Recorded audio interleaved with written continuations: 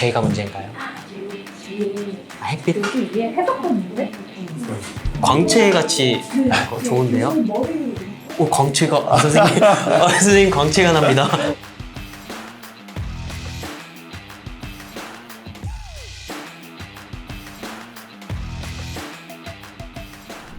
안녕하세요.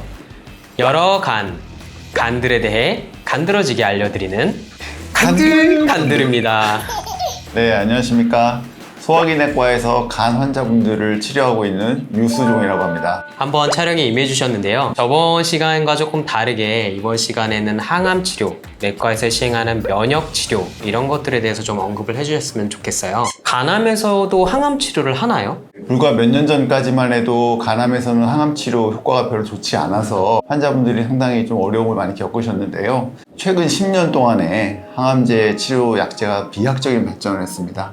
그중 하나가 이제 면역 항암제가 되겠고, 여러 가지 항암제들이 나오면서 간암에서도 전신 항암 치료가 효과적으로 시행되고 있습니다. 이렇게 성적이 좋아진 면역 항암 치료들 언제 시행하게 되는 건가요? 간암은 전통적으로 수술이나 네네. 이식 같은 그런 재발을 하지 않게 하는 근본적인 치료 방법으로 널리 알려져 있고, 그 외에는 경동맥 화학 색전술이나 방사선 치료 같이 국소적으로 간암을 치료하는 방법들이 또 효과적으로 치료가 됩니다. 그런데 그런 치료의 전제 조건은 간암이 간 안쪽에만 머무를 때 가능하다는 것이죠. 그런데 간암이 진행을 하게 되면 혈관이나 주변으로 퍼져나갈 수가 있거든요. 그래서 결국 국소적인 치료법으로만 치료할 수 없는 상황에 이르게 되면은 전신 항암요법으로 치료를 하게 됩니다. 방사선 치료, 국소 치료 이런 것들은 앞선 편들을 확인해 주세요. 말씀하신 것대로 성적이 좋아졌다, 그래서 항암 치료도 좋다라고 한다면 수술이나 다른 국소 치료 말고 바로 항암제 치료를 하면 어떻게 되나요? 그래도 간 안쪽에 있는 덩어리를 상당히 많이 절제하거나 파괴하는 면에 있어서는 기존의 수술이나 국소 치료법이 더 효과적으로 생각이 됩니다. 그래서 면역 항암제나 이런 전신 항암 치료는 그런 국소 치료법을 충분히 시행을 하고 나서 거기에 반응이 없거나 아니면 국소 치료에 힘이 닿지 않는 간 바깥으로 뻗어나간 암을 치료하는 데 주로 사용을 하게 됩니다. 이러한 항암 치료 어떤 종류들이 있나요?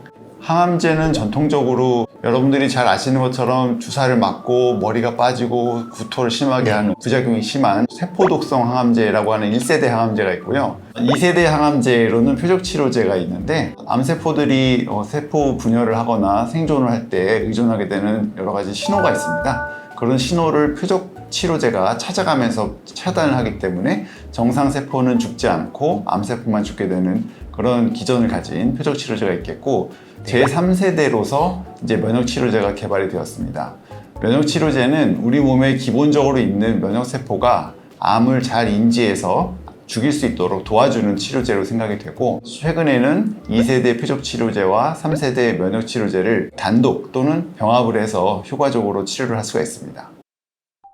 표적, 시그널을 찾아서 그 표적만 없앤다, 이렇다면 다른 부작용은 없어야 될 것 같은데 부작용이 전혀 없나요, 그러면? 아쉽게도 그렇지는 않습니다. 면역세포의 기능을 북돋우다 보니까 이 면역세포가 너무나 기능이 항진된 나머지 우리 몸의 정상세포들을 공격을 할 수가 있습니다. 그래서 소위 자가면역성 질환 비슷한 상황이 돼서 머리끝부터 발끝까지 면역 관련된 염증이 생기면서 부작용이 생길 수가 있고, 보통 한 10에서 20% 정도는 나타날 수가 있는데, 그 부작용이 나타나더라도 아주 심한 경우는 많지는 않아서 약제를 사용을 하면서 부작용을 잘 관리를 할 수 있고, 그래서 면역치료제를 성공적으로 이어나갈 수 있는 상황이 많이 이루어지고 있습니다. 2세대, 3세대를 주로 많이 쓰고 있다고 말씀 주셨는데 각각의 대표적인 약 이름 같은 게 어떤 것들이 있을까요? 간암에서 주로 말씀을 드리겠는데, 네. 표적치료제로는 제일 오래된 것은 넥사바가 있습니다. 소라페닙이고요. 그리고 두 번째로 나타난 것은 렘바티닙이라고 하는 약이 있고요. 이제 면역치료제는 요즘에 아주 각광받고 있는 티센트릭 아바스틴의 병합치료제가 있습니다.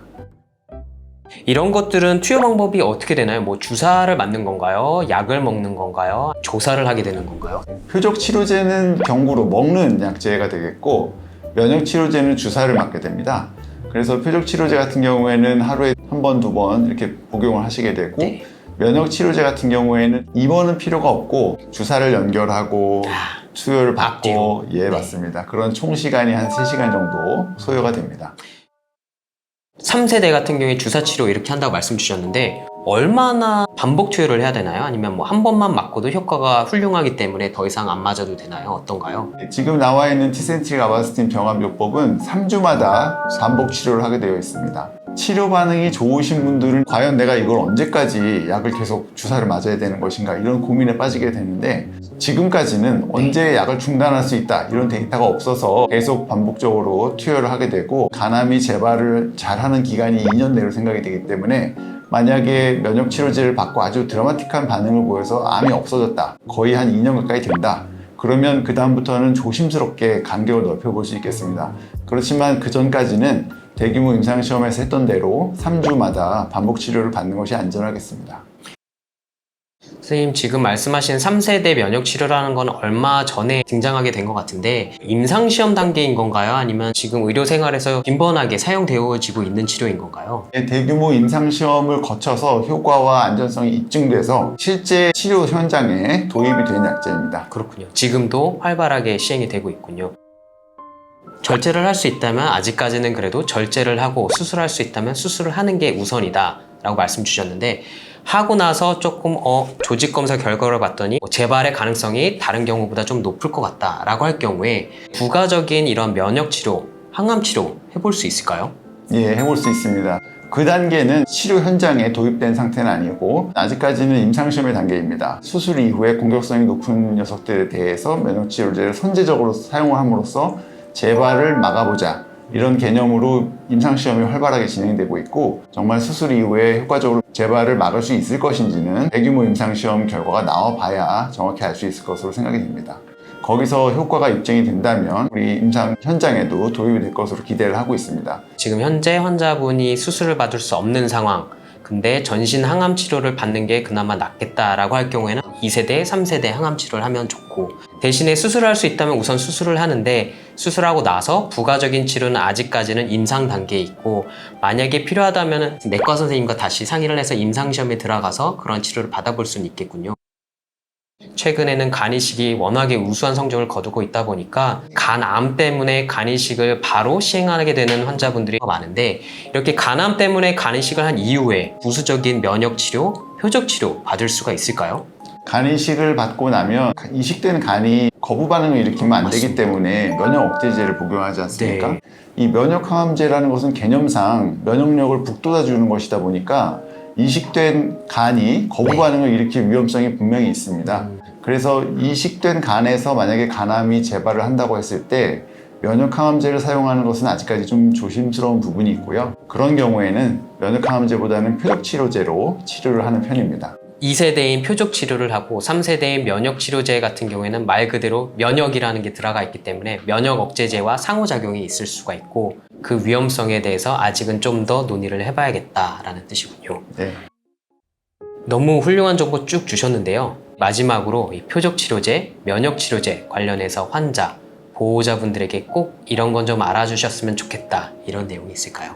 간암으로 치료를 여러 번 하시다가 진행성 간암이 돼서 전신항암요법을 받아야 되는 환자분들은 반복적인 치료에 많이 지치신 상태에서 전신항암요법을 하시다 보니까 상당히 좀 낙담해 있거나 부정적으로 치료에 임하시는 경우들이 많이 있는데 최근에 약제들이 많이 효과가 좋아지고 부작용도 많이 적어졌기 때문에 그런 낙담을 하지 마시고 적극적으로 전신항암요법에 임해 주시면 좋겠습니다.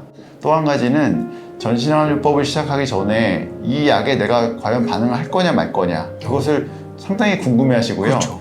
그런데 아쉽게도 그것을 미리 알 수 있는 소위 말하는 바이오마커라는 것이 네. 없기 때문에 어떤 약제를 먼저 선택하면 좋을지 치료 반응은 어떨지 이런 부분을 정확하게 저희가 안내를 해드리기가 어려운 부분에 있습니다. 그런 마커들을 발굴하기 위해서 간암 조직을 얻는다든지 아니면 혈액이나 소변, 대변 이런 부분들을 환자분의 검체를 얻어서 바이오마커를 발굴하는 연구도 같이 진행을 하고 있거든요. 환자분들께서 그런 연구에 동참을 해주신다면 머지않은 미래에 본인뿐만이 아니라 같은 질병으로 고통을 받고 있는 환우 여러분들께도 분명히 도움이 될 것이라고 생각을 합니다.